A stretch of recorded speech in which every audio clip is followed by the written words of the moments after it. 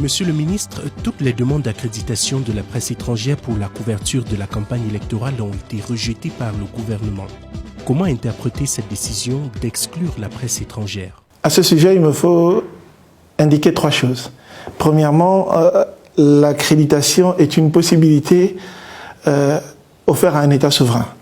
Deuxièmement, il n'est pas vrai de dire qu'il y a absence de médias étrangers au Gabon pour couvrir l'élection, puisqu'il y a régulièrement des correspondants de ces médias qui travaillent au Gabon, qui sont détenteurs de cartes de presse, qui ont pignon sur rue, et des agences de presse qui sont bien installées et qui font leur travail depuis plusieurs années déjà au Gabon.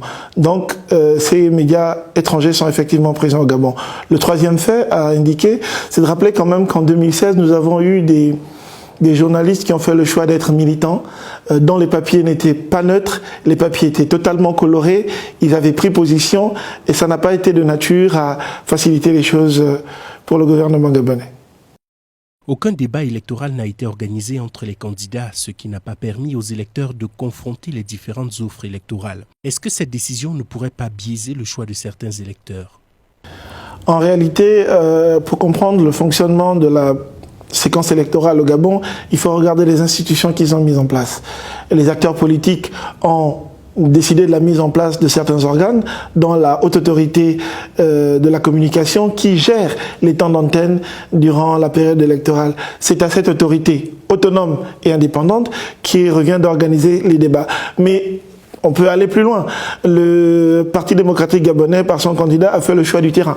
Le président de la République, Ali Bongo Ondimba, est allé au contact des populations, est allé présenter son projet de société dans chaque ville, chaque commune, chaque département, chaque village.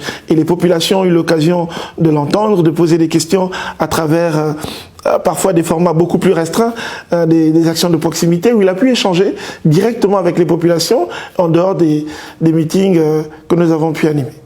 Le ministre de l'Intérieur a mis en garde les responsables de l'opposition sur la multiplication des discours haineux. À votre sens, est-ce qu'il y a un risque de débordement post-électoral au Gabon? Il faut noter, pour revenir sur le cas de cet enregistrement qui a été révélé par le journaliste correspondant de l'AFP, Joël Tatou, qu'il y a quand même des propos graves qui sont tenus. On parle d'ingérence, on parle d'ingérence étrangère, on parle d'intervention de l'extérieur si on a des morts. Vous comprenez qu'il y a là des propos irresponsables qui sont tenus et effectivement le gouvernement, par le biais du ministre de l'Intérieur, rappelle aux acteurs politiques la responsabilité qu'elle a leur d'éviter ces genres de débordement, d'éviter de pousser des gens au désordre, parce qu'il faut rappeler qu'être candidat à une élection présidentielle ne confère aucune immunité particulière. Donc les auteurs de faits et les auteurs d'appels au soulèvement ou au désordre dans l'espace public seront rattrapés par la justice.